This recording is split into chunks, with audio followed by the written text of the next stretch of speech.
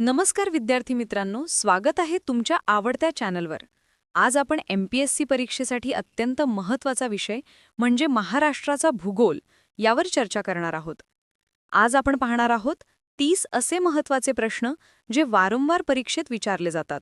अगदी बरोबर मित्रांनो. भूगोलाचा अभ्यास करताना संकल्पना समजून घेणे खूप गरजेचे आहे. चला तर मग वेळ न घालवता सुरुवात करूया आपल्या पहिल्या प्रश्नापासून.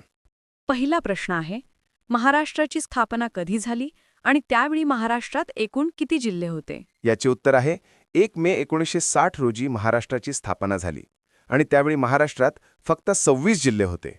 आज ही संख्या वाढून 36 झाली आहे, हे लक्षात ठेवा. पुढचा प्रश्न क्रमांक 2.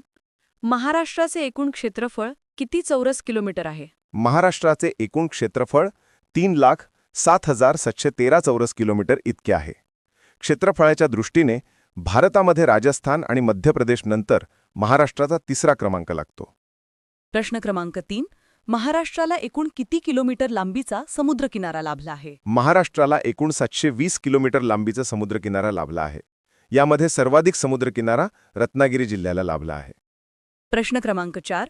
महाराष्ट्राच्या उत्तर सीमेवर कोणती पर्वतरांग आहे? उत्तर सीमेवर सातपुडा पर्वतरांग आहे. यात सातपुडा पर्वतातील अस्तंभ हे उंच शिखर नंदुरबार जिल्ह्यात येते. प्रश्न क्रमांक 5. कोकणातील नद्यांची प्रमुख वैशिष्ट्ये काय आहेत?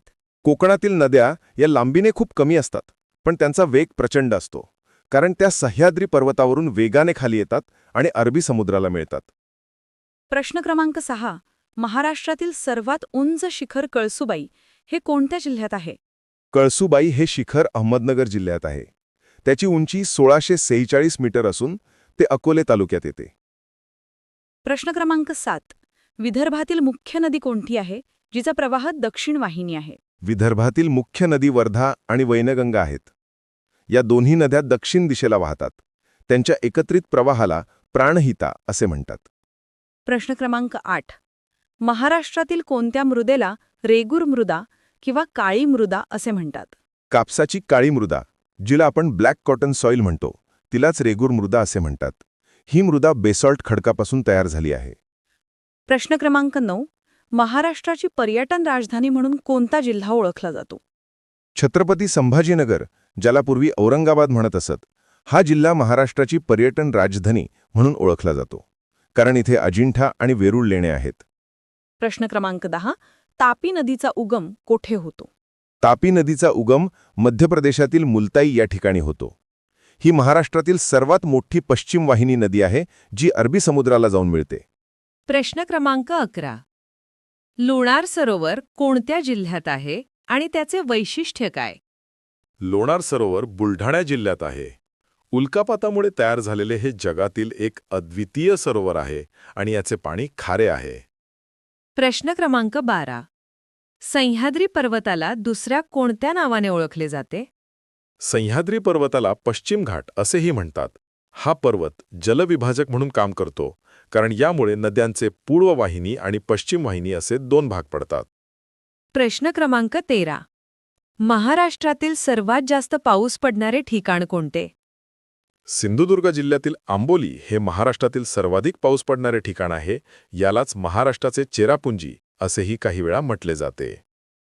प्रश्न क्रमांक 14. गोदावरी नदीचा उगम कोठे होतो? गोदावरी नदीचा उगम नाशिक जिल्ह्यातील त्र्यंबकेश्वर येथे ब्रह्मगिरी पर्वतावर होतो. ही महाराष्ट्रातील सर्वात लांब नदी आहे. तिला दक्षिण गंगा असेही म्हणतात. प्रश्न क्रमांक 15. महाराष्ट्रात मँगनीज खनिजाचे साठे प्रामुख्याने कोणत्या जिल्ह्यात आढळतात? मँगनीजचे साठे प्रामुख्याने भंडारा आणि नागपूर या जिल्ह्यांमध्ये आढळतात. नवेगाव बांध राष्ट्रीय उद्यान गोंदिया जिल्ह्यात आहे. हे उद्यान पक्ष्यांसाठी आणि वाघांसाठी प्रसिद्ध आहे. प्रश्न क्रमांक 17. महाराष्ट्रातील पहिला साक्षर जिल्हा कोणता? सिंधुदुर्ग हा महाराष्ट्रातील पहिला संपूर्ण साक्षर जिल्हा बनला होता. प्रश्न क्रमांक 18.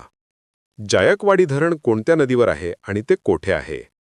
जायकवाडी धरण गोदावरी नदीवर आहे आणि ते छत्रपती संभाजीनगर जिल्ह्यातील पैठण या ठिकाणी आहे. याच्या जलाशयाला नाथसागर असेही म्हणतात. प्रश्न क्रमांक 19. महाराष्ट्रातील सर्वाधिक वनांचे क्षेत्र कोणत्या जिल्ह्यात आहे? गडचिरोली जिल्ह्यात सर्वाधिक वनांचे क्षेत्र आहे, त्यामुळे या जिल्ह्याला महाराष्ट्राचे फुफ्फुस असेही म्हटले तरी वावगे ठरणार नाही. प्रश्न क्रमांक 20. माथेरान हे थंड हवेचे ठिकाण कोणत्या जिल्ह्यात येते? माथेरान हे प्रसिद्ध थंड हवेचे ठिकाण रायगड जिल्ह्यात येते आणि विशेष म्हणजे येथे वाहनांना बंदी आहे. प्रश्न क्रमांक 21. कोकण किनारपट्टी कोणत्या प्रकारची आहे? कोकण किनारपट्टी ही रिया प्रकारची आहे, म्हणजे ती दंतूर आहे. त्यामुळे येथे नैसर्गिक बंदरांचा विकास होण्यास मदत झाली आहे. प्रश्न क्रमांक 22. भीमा आणि कृष्णा नदीचा संगम कोठे होतो? तसे पाहिले तर भीमा ही कृष्णा नदीची उपनदी आहे. यांचा संगम कर्नाटकातील रायचूरजवळ कुरुगुड्डी येथे होतो. पण परीक्षेत भीमा नदीचा स्वतंत्र अभ्यास महत्वाचा आहे. प्रश्न क्रमांक 23.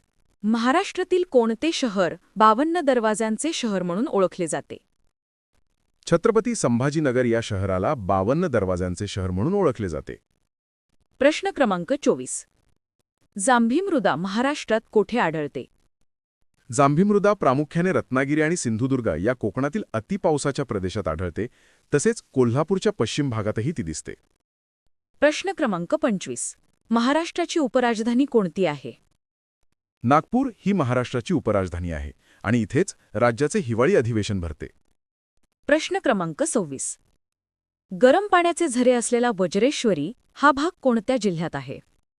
वज्रेश्वरी हे गरम पाण्याचे झरे ठाणे जिल्ह्यात आहेत. गरम पाण्याचे झरे हे गंधकामुळे तयार होतात. प्रश्न क्रमांक 27. महाराष्ट्रातील सर्वात लहान जिल्हा क्षेत्रफळाच्या दृष्टीने कोणता आहे? मुंबई शहर हा महाराष्ट्रातील सर्वात लहान जिल्हा आहे. प्रश्न क्रमांक 28. खापरखेडा औष्णिक विद्युत केंद्र कोठे आहे? खापरखेडा हे औष्णिक विद्युत केंद्र नागपूर जिल्ह्यात आहे. विदर्भात कोळशाच्या खाणीजवळ चुल्याने तिथे औष्णिक विद्युत केंद्रे जास्त आहेत. प्रश्न क्रमांक 29. महाराष्ट्राला लागून कोणत्या राज्याची सीमा सर्वात लांब आहे? मध्य प्रदेश या राज्याची सीमा महाराष्ट्राला सर्वात जास्त लागलेली आहे. आणि आजचा शेवटचा म्हणजेच 30वा प्रश्न. महाराष्ट्रातील अष्टविनायकांपैकी किती गणपती पुणे जिल्ह्यात आहेत? अष्टविनायकांपैकी एकूण 5 गणपती पुणे जिल्ह्यात आहेत. 2 रायगडमध्ये आणि 1 अहमदनगर जिल्ह्यात आहे. तर मित्रांनो, हे होते भूगोलाचे 30 महत्त्वाचे प्रश्न. तुम्हाला हा व्हिडिओ कसा वाटला हे कमेंट करून नक्की सांगा. आणि जर तुम्हाला ह्या सिरीजचा पुढचा भाग हवा असेल तर चॅनलला नक्की सबस्क्राईब करा. धन्यवाद. भेटूया पुढच्या व्हिडिओमध्ये. अभ्यास करत रहा. धन्यवाद.